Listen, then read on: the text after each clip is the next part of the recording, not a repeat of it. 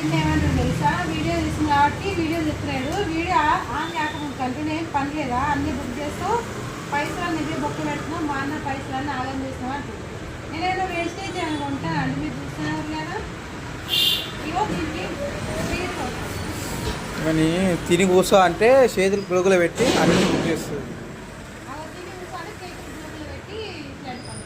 ఈ షీట్ ఎందుకు ఇవాళ ఛాయ్ వస్తే అంత ఖరాబ్ అవుతుంది అట్లా అనేసి బుక్ చేసి నేను అన్ని ఇచ్చిన ఐడియా ఉందా. 250కి 3 వచ్చినాయి. ఇంకేంది మొన్న ఒక్కటి కొన్నా. ఇంకోటి మీ తాత తెస్తాడా, ఏంటి మీ డాడీ పంపిస్తాడు తుర్కపల్లికి ఎక్కడికి?